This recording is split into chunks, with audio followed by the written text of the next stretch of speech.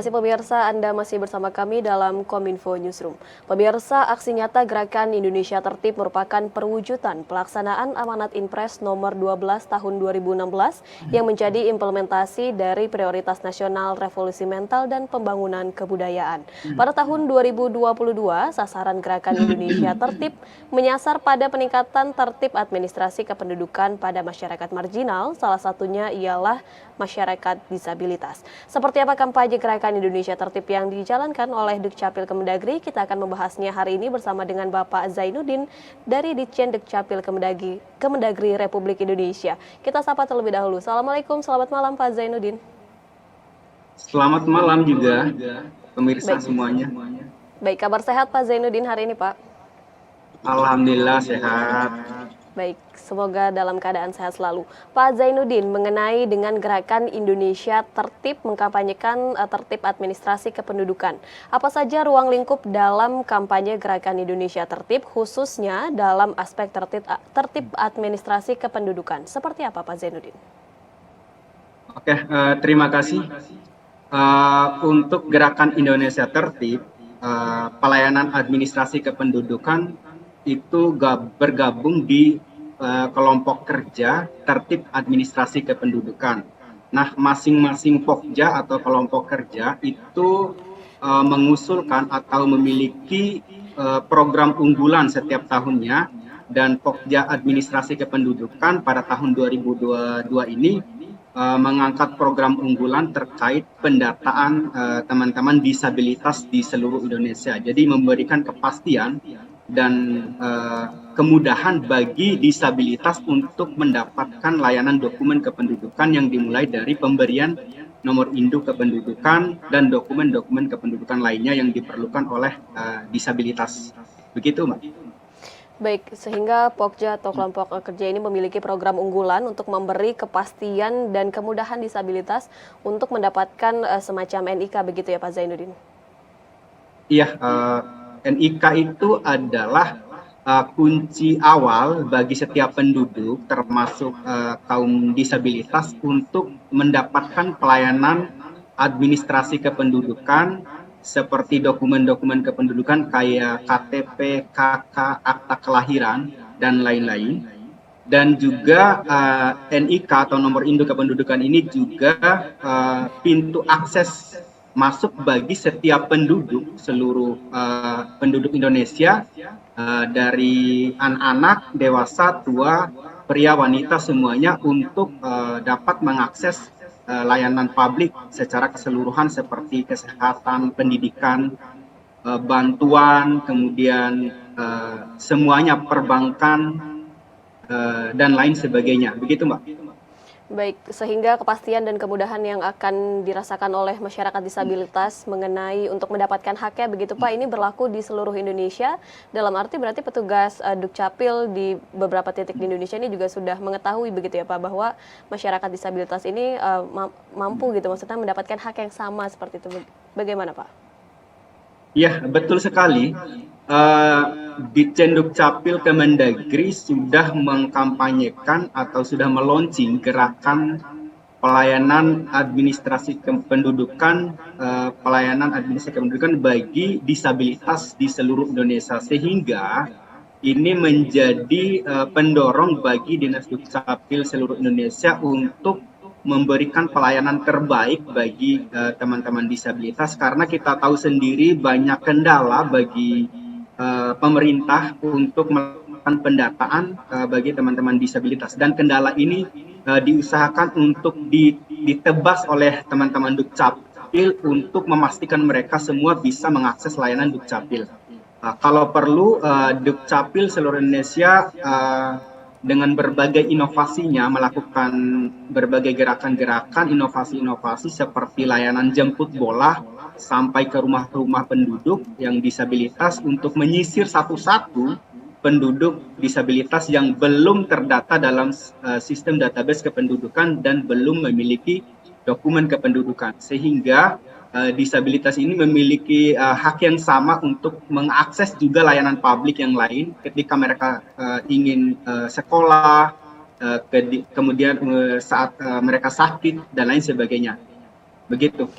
Baik, Dukcapil senantiasa memberikan layanan terbaiknya dan tidak membedakan siapapun begitu ya Pak. Kemudian apa saja konsekuensinya yang akan dihadapi oleh masyarakat jika mereka tidak atau kurang mencatatkan administrasi kependudukan mereka kepada Dukcapil, Pak Zainuddin? Oke, konsekuensinya yang pertama sekali adalah mereka tentu secara sah oleh negara tidak diakui sebagai penduduk. Jadi identitas kependudukan seperti KTP, KK dan lain sebagainya adalah merupakan salah satu bentuk perwujudan kehadiran negara dan mengakui bahwa penduduk tersebut adalah bagian dari warga negara Indonesia. Itu yang pertama sekali.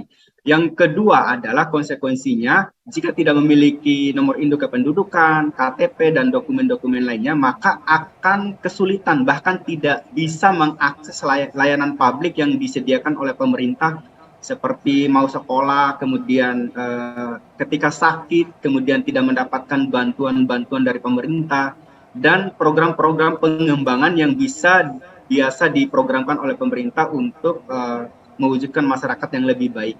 Begitu, Mbak. Baik, kemudian apa saja realita permasalahan yang ada di tengah masyarakat mengenai administrasi kependudukan dan bagaimana gerakan ini menjawab tantangan tersebut, Pak Zainuddin? Oke, menurut hemat kami ada 3 tantangan besar dalam layanan administrasi kependudukan saat ini, termasuk juga tantangan untuk pendataan kaum disabilitas dan juga layanan kependudukan secara umum. Yang pertama adalah tantangan terkait dengan pelaporan kematian di seluruh Indonesia. Di beberapa daerah pendataan kematian atau penerbitan akta kematian bagi penduduk itu masih tergolong rendah dibanding dokumen-dokumen lain seperti KTP dan akta kelahiran. Jadi akta kematian ini tergolong rendah karena tentu saja penduduk tidak bisa melakukan pelaporan sendiri karena sudah meninggal dunia. Jadi membutuhkan bantuan dan support dari anggota keluarga, dari famili dan kerabatnya untuk melaporkan peristiwa kematiannya kepada Dinas Dukcapil sesuai dengan domisili. Dan juga butuh peran dari ketua RT, ketua RW, pengurus lingkungan untuk melaporkan setiap peristiwa kematian, sehingga penduduk yang sudah meninggal dunia tidak ada lagi datanya atau datanya dinonaktifkan dalam database kependudukan, sehingga ketika ada pemilu, ada pemberian bantuan, namanya tidak masuk lagi dalam daftar pemilih dan tidak lagi mendapatkan bantuan karena datanya sudah dinonaktifkan di database kependudukan. Dan kenyataannya selama ini adalah masih ada sebagian penduduk yang belum melaporkan kematian karena kendala tersebut. Kemudian tantangan kedua adalah terkait dengan domisili penduduk.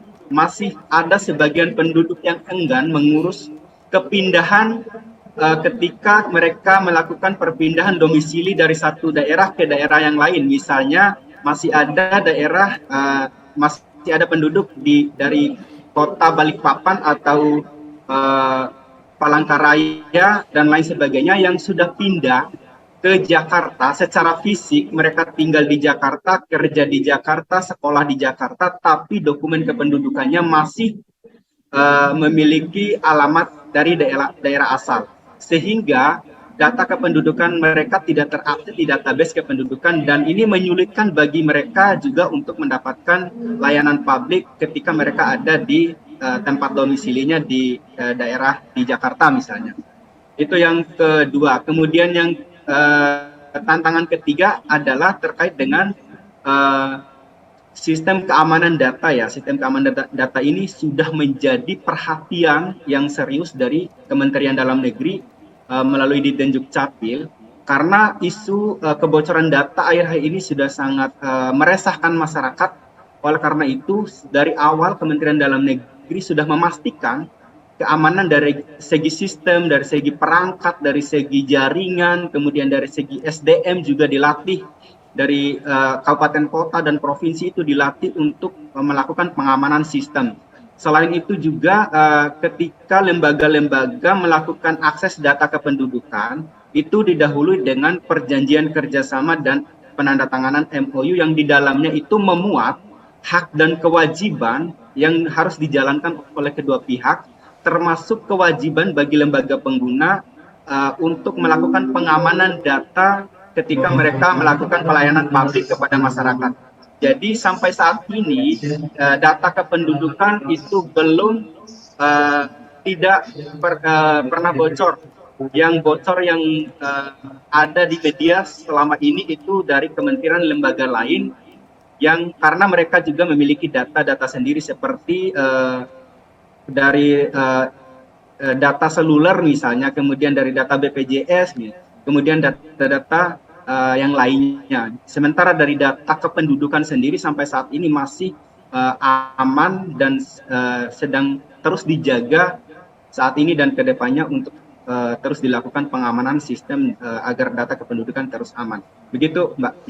Baik, satu dari 3 tantangan yang dihadapi atau yang tengah berada di persoalan masyarakat ini salah satunya ialah tentang pelaporan akta kematian yang masih rendah begitu Pak. Apakah dengan adanya gerakan Indonesia Tertib ini sudah disampaikan pada tahap RT, RW begitu Pak untuk mengajak masyarakatnya ini untuk turut melaporkan akta kematian ini? Apakah sosialisasinya sudah mencapai pada sasaran tersebut dan apa tujuan dari gerakan Indonesia Tertib ini yang ingin dicapai Pak Zainuddin? Oke, sebenarnya terkait dengan pelaporan kematian ini bukan menjadi salah satu fokus dari gerakan Indonesia Tertib. Tapi ketertiban dalam pelaporan kematian itu merupakan masalah dan tantangan yang harus diselesaikan bersama-sama oleh seluruh komponen Dukcapil dan juga oleh lingkungan masyarakat sekitar seperti halnya keluarga, ketua RT RW, untuk terus melakukan pelaporan ketika ada penduduk atau anggota keluarganya mengalami peristiwa kematian. Dan sosialisasi terus dilakukan oleh pusat di Dukcapil Kemendagri maupun Dinas Dukcapil Kabupaten Kota dan provinsi di seluruh Indonesia, baik secara langsung melalui media sosial dan lain sebagainya. Nah, ketika ada hal-hal yang misalnya masih kurang dan perlu koordinasi lebih lanjut, masyarakat bisa mengakses call center yang disediakan di masing-masing kabupaten kota maupun call center yang ada di pusat, ada di media sosial maupun ada di website dan lain sebagainya. Begitu, Mbak. Baik, kemudian layanan dan inovasi Dukcapil apa saja yang disiapkan agar mendorong masyarakat yang masih menganggap bahwa pengurusan catatan sipil itu rumit dan akhirnya mau bersukarela untuk mengurus catatan sipil mereka. Bagaimana, Pak? Tentu ini juga menjadi tantangan ya, karena masih ada sebagian masyarakat kita yang menganggap bahwa dokumen kependudukan itu sebagai hal yang tidak terlalu penting. Tapi ketika mereka butuh, misalnya ketika ingin mengurus warisan, kemudian ingin naik haji, dan ketika ada kepentingan yang melekat sesuai dengan kebutuhan mereka, saat itulah mereka baru mengurus dokumen kependudukan. Nah, masih ada sebagian masyarakat kita yang beranggapan seperti itu. Padahal kepemilikan dokumen kependudukan itu tidak perlu harus menunggu ada perlu dulu. Misalnya, ketika anak lahir itu harus langsung diurus dokumen akta kelahirannya, KK-nya, NIK-nya, KIA-nya, dan lain sebagainya. Begitupun ketika ada peristiwa perpindahan penduduk, perubahan elemen data seperti nama, gelar, kemudian ada peristiwa kematian dilaporkan. Nah, ini harus terus ditumbuhkan oleh semua unsur, terutama jajaran Dukcapil untuk terus melakukan sosialisasi dan jemput bola untuk memberikan pemahaman kepada masyarakat. Baik Pak Zainuddin, terakhir boleh jelaskan secara singkat harapan dengan adanya gerakan Indonesia Tertib yang disosialisasikan melalui Kemendagri ini seperti apa Pak? Harapannya tentu saja sesuai dengan program unggulan Gerakan Indonesia Tertib itu adalah memastikan pendataan bagi kaum disabilitas. Jadi harapannya seluruh teman-teman disabilitas di seluruh Indonesia itu sudah terdata dalam database kependudukan, sudah memiliki NIK, sudah memiliki KTP, akta kelahiran, dan KK, dan dokumen-dokumen yang terkait lainnya yang mereka butuhkan. Nah, ini harus terus digalakkan untuk semua unsur masyarakat maupun pemerintah ini harus terus digalakkan secara bersama-sama. Misalnya dari segi keluarga, ketika ada keluarga disabilitas kita yang belum terdata atau belum memiliki dokumen kependudukan, segera lakukan pelaporan kepada Dinas Dukcapil untuk mendapatkan akses terhadap layanan administrasi kependudukan agar memiliki dokumen-dokumen kependudukan. Kemudian jika ada saudara, keluarga, juga ini tentu harus terus dilakukan pelaporan untuk memberikan kepastian hak-hak bagi teman-teman disabilitas. Itu secara khusus terkait dengan layanan, terkait dengan aksi nyata yang menjadi program Gerakan Indonesia Tertib, khususnya Pokja Administrasi Kependudukan. Nah, sementara secara umum perlu untuk melakukan peningkatan kesadaran untuk memiliki dokumen kependudukan bagi setiap masyarakat dan setiap penduduk ketika ada peristiwa kependudukan atau peristiwa penting kependudukan seperti lahir, mati, kawin, cerai, pindah, datang, perubahan nama, perubahan alamat, segera lakukan pelaporan, segera urus di Dinas Dukcapil dan tempat-tempat pelayanan baik secara langsung maupun secara online atau daring, maupun juga melalui layanan WA juga sekarang sudah tersedia, melalui website juga online, itu bisa dilakukan pelaporan sehingga update data terhadap perubahan-perubahan itu bisa menjadi bagian dari data kependudukan nasional yang bisa dimanfaatkan untuk kepentingan bangsa dan negara yang lebih besar. Begitu.